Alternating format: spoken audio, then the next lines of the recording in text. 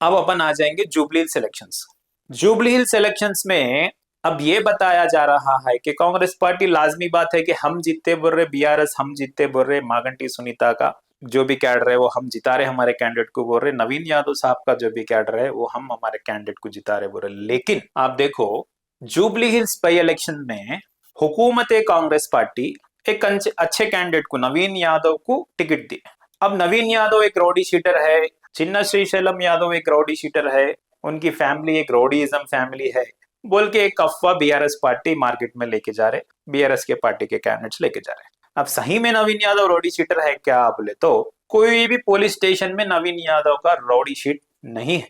अलबत्ता उनके वालिद उनके जो फादर है उन्हों के ऊपर जो है रॉडी शीट है। परसों जो बैंड ओवर भी हुआ उसमें उनका भी नाम है। वो एक जमाने के केसेस है, रॉडी शीट है उनके ऊपर। अब ये बात अलग है कि भाई वालिद रोडी अगर है तो बेटा रोडी होता क्या? तो दुनिया में बहुत सारे ऐसा लोग हैं जिसका वालिद रिक्शा चलाने वाला रहता, बेटा डॉक्टर है। जिसका बाप रिक्शा चलाने वाला रहता, उसका बेटा कलेक्टर है। जिसका वालिद रोडी शीटर रहता, उसके बेटे आज अच्छे अच्छे पोजीशंस में है। और ऐसे भी है जिसका वालिद बिलो पॉवर्टी लाइन से बिलोंग करता, आज उन्हें एमएलए एमपी भी है, S C S T families में है, माइनॉरिटीज में भी है। अब ये नहीं हो सकता कि भाई बाप एक टाइम रॉडी शीट थे तो बेटा भी रॉडी शीट है, जिसका कोई प्रूफ नहीं है। नवीन यादव 2014 में यही जुबली कॉन्स्टिट्यूंसी के इलेक्शन में एमआईएम पार्टी से ठहरे थे। कुछ वो कम सरस वोटों से एमआईएम पार्टी से हार जाने के बाद में 2018 में फिर से उन्होंने इंडिपेंडेंट कॉन्टेस्ट करे। लेकिन 2014 में हार गए तो क्या 2018 तक पब्लिक की खिदमत में ये नवीन यादव नहीं थे बोले तो ऐसा नहीं है। मेरे को जहां तक मालूम है नवीन यादव मेरे भी अच्छे दोस्त है, लेकिन ये प्रेजेंटेशन में नवीन यादव मेरे को पैसे दिए क्या, लिफाफा आया क्या, अकाउंट ट्रांसफर हुआ क्या, ऐसा नहीं है। तहकीकत कर सकते आप। हकीकत बताना चाह रहा हूँ, नवीन यादव 2014 में हार भी गए तो पब्लिक की खिदमत में था बंदा हो। जो भी नवीन यादव के पास जाता था, एक्सपेक्टेशन आज नहीं तो 10-15 दिन के बाद तो भी उनके पास से रिजल्ट आता था। ये पब्लिक की जुबानी है। तो उसके बाद में उन्होंने कॉरपोरेशन इलेक्शन में भी ठहरे, रहमत नगर में, शायद 2016 में। रहमत नगर का म्यूनसिपल कॉरपोरेशन है, ये जो भी जीएचएमसी का इलेक्शन था उसमें कॉन्टेस्ट करे थे बेचारे, उसमें भी बीआरएस के कैंडिडेट शफी के हाथ में हार गए। हारने के बाद में उम्मीद तो नहीं हारा बंदा, 2014 में एमएलए के जैसा ठहरा, दुनिया का पैसा खर्चा करा, फिर 2016 में कॉरपोरेशन में ठहरा, उम्मीद नहीं हारा, जब भी सेकंड पोजीशन में आया। फिर 2018 में फिर एमएलए के जैसा ठहरा। उस टाइम क्या हुआ बोले तो फ्रेंडली एमआईएम विद बीआरएस चल रही थी। तो उस वक्त असद साहब ने, एमआईएम के चीफ बैरिस्टर असदुद्दीन ओवैसी साहब ने टिकट ऐलान नहीं करे नवीन यादव को। नहीं करने पर उन्होंने इंडिपेंडेंट कैंडिडेट के जैसा नॉमिनेशन डाल के कॉन्टेस्ट करे, हिम्मत से कॉन्टेस्ट करे वो मागंटी गोपीनाथ के ऊपर। लेकिन जब भी कुछ वोट से वो हार गए। फिर मागंटी गोपीनाथ जीते। जीतने के बाद पब्लिक में नहीं थे क्या बोले तो जब भी पब्लिक में थे।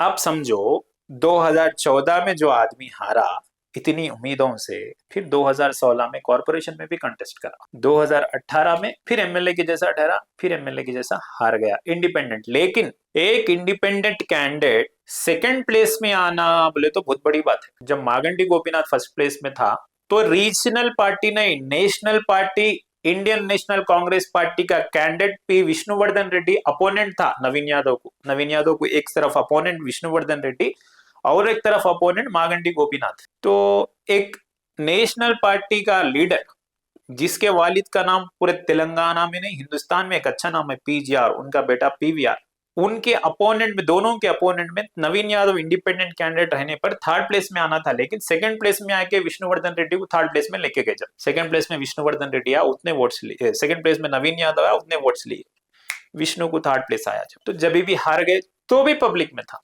उसके बाद 2023 का इलेक्शन आया तो जब नवीन यादव इंडिपेंडेंट से ठहरे तो एमआईएम के चीफ जो है नवीन यादव को सस्पेंड करे थे पार्टी से, पार्टी के रूल के खिलाफ गए। एमआईएम में रहने पर आप इंडिपेंडेंट नॉमिनेशन नहीं डाल सकते, डालने पर आपको सस्पेंड किया गया बोल के सस्पेंड कर दिए थे। उसके बाद में हालात क्या हुए, 2023 का इलेक्शन आया। 2023 के इलेक्शन में नवीन यादव फिर टिकट की ख्वाहिश करे कांग्रेस पार्टी से, कांग्रेस पार्टी में ज्वाइन होकर। लेकिन कांग्रेस पार्टी जब इंडियन फेमस क्रिकेटर अजहरुद्दीन को जुबली हिल्स का टिकट दिया। जुबली हिल्स का टिकट अजहरुद्दीन को देने के बाद में नवीन यादव फुल फ्लेज सपोर्ट करे उनको, लेकिन जब जो पब्लिक का लहर था, जो पब्लिक की सोच थी, फिर से मागंटी गोपीनाथ को पब्लिक जिताई। वहां पर मागंटी गोपीनाथ को पब्लिक जिताने के बाद में जिस दिन मागंटी गोपीनाथ नॉमिनेशन डाले थे, जब भी डायलिसिस पेशेंट थे। जिस दिन जीत का ऐलान हुआ उस दिन भी गोपीनाथ डायलिसिस पेशेंट थे, उसके बाद भी पेशेंट थे।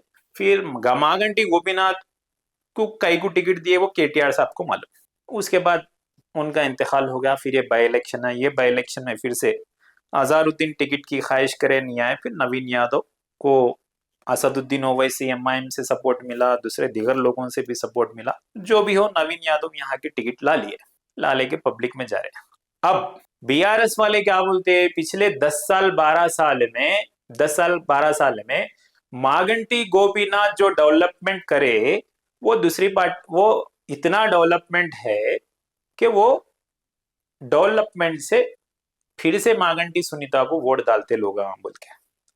अब मैं मुद्दे पे आ रहा हूं कि भाई मागंटी गोपीनाथ अगर 10-12 साल में डेवलपमेंट करते थे तो मुसलमान को आज कब्रिस्तान की जरूरत कई को रहती थी। 12 साल में कब्रिस्तान की ख्वाहिश पूरी नहीं हुई जुबली हिल्स की पब्लिक की, माइनॉरिटी मुस्लिम की। आज 1,35,000 वोट है बोलकर जो केटीआर साहब हर डिवीजन में रोड शो लगा रहे, हर डिवीजन में रोड शो हो रहा केटीआर का। ऐसा फिर कांग्रेस का नहीं हो रहा बोलते ना, एक हुकूमत में है सो कांग्रेस पार्टी। देखो आप, एक chief minister, 14 ministers, 50 MLA, 12 MLC, 20 chairman मिलके एक हुकूमत में है जो पार्टी इलेक्शन कॉन्टेस्ट करने, तो एक कैंडिडेट के पीछे आ रही, क्योंकि कांग्रेस पार्टी को डर है कि शायद जुबली हिल्स अपने हाथ से निकल जाएगा। अगर पिछले 22 साल में कांग्रेस पार्टी के डेवलपमेंट्स अच्छे रहते थे सारे तेलंगाना के स्टेट में, तो आज ये 14 मिनिस्टर्स, 50 एमएलए, 12 एमएलसी, 20 चेयरमैन जरूरत नहीं रहती थी जुबली हिल्स कॉन्स्टिट्यूंसी में। तो ये इलेक्शन नवीन यादव का मागंटी सुनीता का नहीं होता, ये इलेक्शन बीआरएस और कांग्रेस का है। समझ में आ रहा ना आपको? नवीन यादव कैंडिडेट के लायक से देखा गया तो बहुत अच्छा कैंडिडेट है, बहुत बेहतरीन कैंडिडेट है, लेकिन इसी टाइम पब्लिक में गुस्सा कई को है बोले तो 22 साल से 2,500 रुपए देते बोले लेडीज को, आज तक नहीं दिए। पेंशन 4,000 करते बोले, आज तक नहीं करे। हर घर को 200 यूनिट फ्री देते बोले, उसमें 50% ही इंप्लीमेंट हुआ, 50% नहीं हुआ बोल के कहावत है, चल रहा मार्केट में। और मैं भी देखा है तकरीबन लोगों को 200 यूनिट्स फ्री नहीं आ रहा। आज ही एक वाकया मेरे सामने पेश आया कि भाई 198 यूनिट्स उनको बिल आया। मैं बताने तैयार हूं आप सबको, 198 यूनिट्स उनको बिल आया। जगतीरी गुट्टे का किस्सा है ये। 198 उनको यूनिट्स का बिल आया, तो बिल है 1100-1000 रुपए कुछ। तो मैं एई से बात करा, कंसर्न एई से मैं बात करा, बिल पे नंबर था एई पे, एई का नंबर था, तो मैं कंसर्न एई से बात करा क्यों आया बोले तो नहीं पिछले 2-3 महीने पहले उन्होंने 220 यूनिट जलाए थे, तो वो हमारा सिस्टम जो है ऑटोमेटिक रैंडमली जो है ऑटोमेटिक जो है सिस्टम हमारा जो है एवरेज यूनिट्स ले लेता, उसलिए आपको 198 जले तो भी बिल आया बोल के बोल। फिर क्या फायदा है भाई स्कीम रहने का? आप इलेक्शन मूवमेंट चल रहा तो जगतीरी गुट्टा के लोग जुबली हिल्स वालों के रिश्तेदार नहीं रहते क्या? ये मेजर मिस्टेक्स। उसके बाद और क्या क्या स्कीम्स बोले, यहाँ देखो 2,500 बोले, इसमें फेल हो गए। और जिसको इंदिरम्मा इल्लू देते बोले, आप आते कि पहले इंदिरम्मा फॉर्म्स भरो बोल के हुकूमत आते कि बोले लाइन में ठहरे लोग, लाइन में ठहर के सर्किल ऑफिसों में, वार्ड ऑफिसों में लाइन लगा के ठहरे लोग, वो लोगों को नाराज करे। और ये जैसा कि 200 यूनिट का बोला मैं, रईतु भरोसा बोले, इसमें फेल हो गए। युवा विकास हम बोले, इसमें फेल हो गए। ये सो फेल्यूर्स का नतीजा आज बीआरएस को ताकत बनाना है। ये फेल्यूर्स के कांग्रेस पार्टी का फेल्यूर्स का नतीजा आज बीआरएस को ताकत बन गया। फिर इतने दिनों में 22 महीने में एक माइनॉरिटी मिनिस्टर भी नहीं दिए। माइनॉरिटीज की तकलीफ बोलने के वास्ते, माइनॉरिटीज के जरूरत बोलने के वास्ते एक माइनॉरिटी मिनिस्टर रहा जाता स्टेट में, जो माइनॉरिटी वेलफेयर मिनिस्ट्री चलाता। दूसरे मिनिस्टर्स भी माइनॉरिटीज को दे सकते। कैंडिडेट नहीं है क्या बोले तो आमिर अली खान को एमएलसी दिए थे, शब्बीर अली थे आपके पास, और दूसरे लोग हैं, दूसरे लोगों को ले गए। मैंने आज जो जिसको एमएलए भी नहीं है, एमएलसी भी नहीं है, उन्हें कुछ भी नहीं है, अजहरुद्दीन साहब, उनको लाके कैबिनेट में रखे, पहले मिनिस्टर के जैसा शपथ लेने लगे, उसके बाद में पोर्टफोलियो दिए। चलो बहुत अच्छी बात है, पोर्टफोलियो दिए माइनॉरिटीज को। लेकिन 22 महीने कहाँ गई ये मोहब्बत? आप अगर जब चाहते थे तो यही अजहरुद्दीन को जब दे देते थे, ये शब्बीर अली साहब को जब दे देना था, आमिर अली खान को दे देना था, कोदड़ राम को मिनिस्ट्री देना था, फिरोज खान को मिनिस्ट्री देना था। टेमरिस फहीम कुरैशी को दे दिए, एक टेमरिस का चेयरमैन, दूसरे हर काम में, हुकूमत के हर काम में तशरीफ लाते। खैर जो भी है, माइनॉरिटीज के डेवलपमेंट्स में फहीम कुरैशी साहब है, इसमें कोई गलत बात नहीं है, चल रहा। लेकिन ये मोहब्बत अगर पिछले 22 महीने में कभी भी होती थी तो आज ये जो तकलीफ सहना पड़ रहा जुबली हिल्स कॉन्स्टिट्यूंसी में, एक तरफ बोल रहे नए नए हम लोग जीतते, कैसा भी जुबली हिल्स कॉन्स्टिट्यूंसी, कैसा भी कांग्रेस पार्टी जीतती बोल रहे, लेकिन डर है। वो डर कई को है बोले तो ये जो 6 गारंटीज है इसको इम्प्लीमेंटेशन नहीं करे, और ये 6 गारंटीज को इम्प्लीमेंटेशन नहीं करके इसकी वजह बीआरएस पब्लिक में लेके जा रही, ये रीजन को पब्लिक बता रहे, पब्लिक में बीआरएस पार्टी केटीआर साहब बता रहे। इसलिए जो है आज कांग्रेस और बीआरएस में एक कॉन्स्टिट्यूंसी का बाई इलेक्शन है, एक स्टेट के इलेक्शन के जैसा है। और इसमें दूसरे सरगर्मियां क्या है बोले तो जुबली हिल्स इलेक्शन अगर हार गए तो शायद रेवंत रेड्डी साहब सीएम नहीं रहेंगे तेलंगाना के बोल के भी एक, तो इसलिए हर डिवीजन को एक in-charge minister, polling booth level पे चेयरमैनों को बीआरएस पार्टी भी, कांग्रेस पार्टी भी, कांग्रेस पार्टी तो हुकूमत में, हुकूमत के बीआरएस के चेयरमैन को, एमएलसी को, मिनिस्टर्स को, एमएलसी को कॉन्स्टिट्यूंसी में पूरे डिवीजनों में बूथ लेवल पे इंचार्जेस लगे। उसी तरह बीआरएस पार्टी भी पिछले प्रीवियस मिनिस्टर्स को, प्रीवियस एमएलएस को, प्रीवियस चेयरमैन को लगाए। लेकिन पब्लिक में क्या टॉक जा रहा बोले तो सर्वेस डिफरेंट डिफरेंट ऑर्गेनाइजेशंस के different different companies different different opinion ले रहे, लेकिन जो भी सर्वे चल रहा है उसमें 5% 10% वेरिएशन आता, लेकिन सर्वे जैसा बताते, रिजल्ट वैसा आता बोले तो मैं भरोसा नहीं करता हूँ। जुबली हिल्स में एक साइलेंट वोटिंग होने वाली है। मागंटी सुनीता को पब्लिक जिताते क्या बोले तो मागंटी गोपीनाथ करे सो कामा पूरे डेवलपमेंट है बोल के आप लोग बोलते हैं। मैं ये बोलता हूँ मागंटी गोपीनाथ मुसलमान को डेवलपमेंट करे, अच्छा देखे बोल के, मागंटी गोपीनाथ कुछ भी नहीं करे। जो भी करे हुकूमत में जब पार्टी थी केटीआर केसीआर के, गवर्नमेंट के जो प्रोग्राम्स थे उसको इम्प्लीमेंटेशन में करे। अगर मागंटी गोपीनाथ करते थे तो कब्रिस्तान की जरूरत नहीं पड़ती थी, रोड पे नहीं आते थे लोग कब्रिस्तान के वास्ते, मुसलमान के कब्रिस्तान के वास्ते। एक एसपीआर हिल्स वहां पे जो भी रहमत नगर है, वो रहमत नगर में एक ईदगाह के वास्ते जमीन देके मैं वो कर दिया मुसलमानों को, मैं वो कर दिया, मैं वो कर दिया, मैं वो कर दिया बोल के मागंटी गोपीनाथ बता देते। लेकिन वो भी जगह सिर्फ ईदगाह के लिए नहीं दिया, वहां पे वहां बोनालू आए तो बोनालू सेलिब्रेशंस कर लो, बतकम्मा आए तो बतकम्मा सेलिब्रेशंस कर लो, ईद आई तो ईद की नमाज पढ़ लो, मल्टीपल टास्क पे उसको यूज कर लो बोल के बोले। लेकिन एक ही ईदगाह के लिए उसको अलॉट नहीं करे, ये जहां तक मेरे को इन्फॉर्मेशन मालूम है। और रही बात पेंशंस, शादी मुबारक, ये तो स्टेट गवर्नमेंट के स्कीम्स है। हर कॉन्स्टिट्यूंसी में जिधर कांग्रेस का एमएलए था, बीजेपी के एमएलए था, उधर भी इंप्लीमेंटेशन हो रहा था, इधर भी इंप्लीमेंटेशन हो रहा था। यही बाबा फसीउद्दीन को मागंटी गोपीनाथ सताए जब, यही एमए शफी को मागंटी गोपीनाथ सताए जब, और एक कॉर्पोरेटर है विंगल राव नगर का, मेरे को नाम है, उनको भी मागंटी गोपीनाथ सताए। उनका वजूदी चलना, थोड़े राउडी शूटर्स को लेके चले मागंटी गोपीनाथ साहब।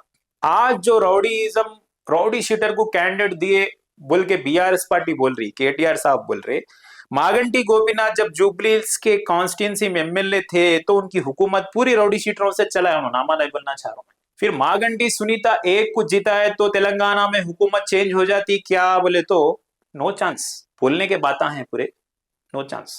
रेवंत रेड्डी सीएम रहते नहीं रहते बोले तो ये डाउट है, क्योंकि काफी सीनियर कांग्रेस लोग रेवंत रेड्डी से नाराज है, ये बात है।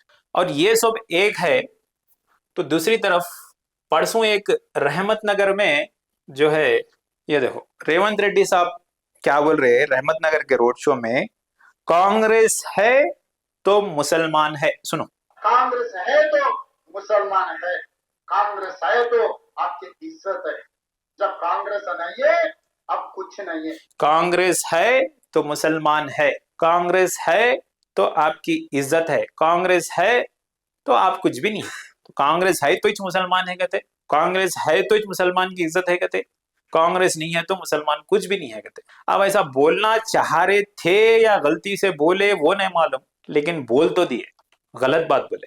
फिर इसके दूसरे दिन एक स्टेटमेंट शायद फहीम कुरैशी और दूसरे माइनॉरिटीज के लोग जो भी है वो लोग रेवंत रेड्डी साहब को बोले होंगे, रेवंत रेड्डी साहब आप गलत बोले, आप फ्लो में बोल दिए, क्या भी बोले, लेकिन लोगों के सामने गलत इम्पैक्ट जा रहा है इसका, आप गलत बोले बोल के बोले होंगे। लाजमी बात है फ़हीम कुरैशी बोले होंगे। तो उसके बाद फिर और एक स्टेटमेंट दिया उन्होंने। सो उसके बाद फ़हीम कुरैशी साहब बोले या कौन बोले वो अल्लाह बेहतर जाने, लेकिन दूसरे दिन फिर ये स्टेटमेंट है, मुसलमान का मतलब कांग्रेस, मुसलमान का मतलब कांग्रेस, कांग्रेस का मतलब मुसलमान, कांग्रेस का मतलब मुसलमान, मुसलमान का मतलब कांग्रेस, कांग्रेस का मतलब मुसलमान, मुसलमान का मतलब ये ऐसा बोले, ऐसा नहीं वैसा बोलना था। मैं गलत करा, मेरे से गलती हो गई, माफ करो बोल के तो रेवंत रेड्डी साहब नहीं बोले, लेकिन मेरा मतलब ऐसा था बोल के बोले। अब उनके दिल में क्या था, दिमाग में क्या आया और जबान से क्या बोले वो अल्लाह बेहतर जाने, उनका दिल बेहतर जाने। लेकिन इससे बहुत लोग नाराज हो गए।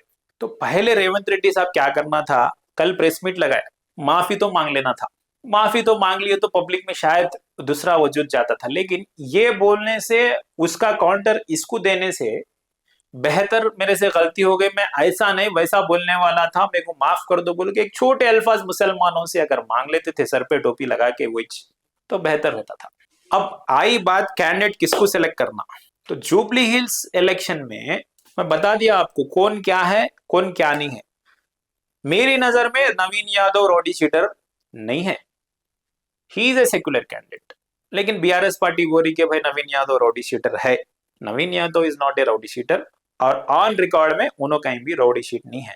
अब रही बात बीआरएस की, एक कांग्रेस पार्टी का एक बीआरएस का कैंडिडेट जुबली हिल्स में जीतने से क्या पूरा तेलंगाना में माहौल बदल जाता क्या बोले तो ऐसा नहीं है। लेकिन ये क्यों कर रहे बोले तो फिर एक टास्क है नेक्स्ट, यहाँ पर फरवरी में जीएचएमसी कॉर्पोरेशन का टाइम खत्म हो रहा, कॉर्पोरेशन के इलेक्शंस आने वाले हैं।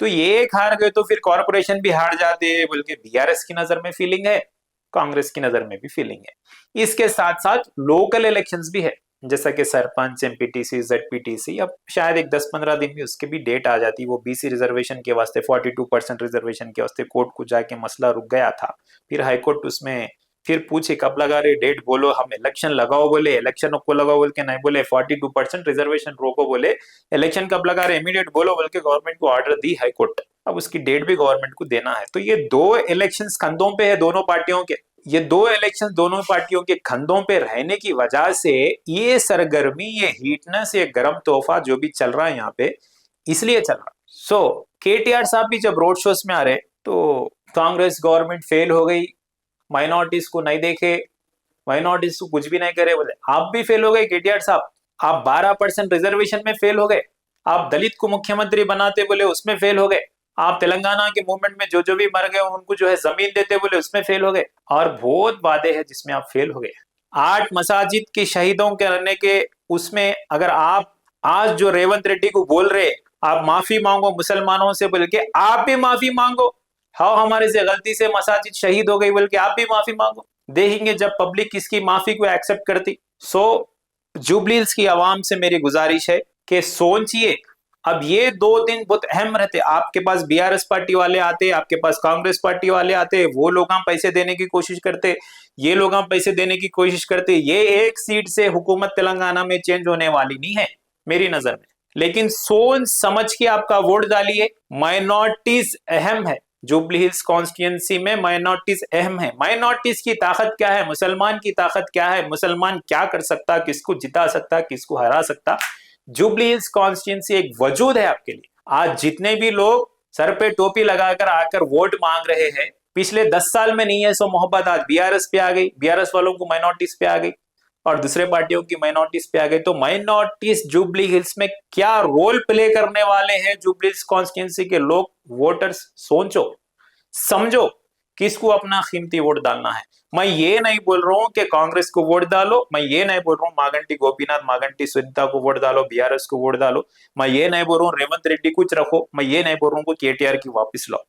मैं एनालिसिस करने आया आपके सामने, दूसरे चैनल्स वाले आपके सामने सर्वे रिपोर्ट रख रहे, मैं एनालिसिस करने आया कि भाई तेलंगाना में इतनी गर्मी क्यों पैदा हुई इलेक्शन के लिए।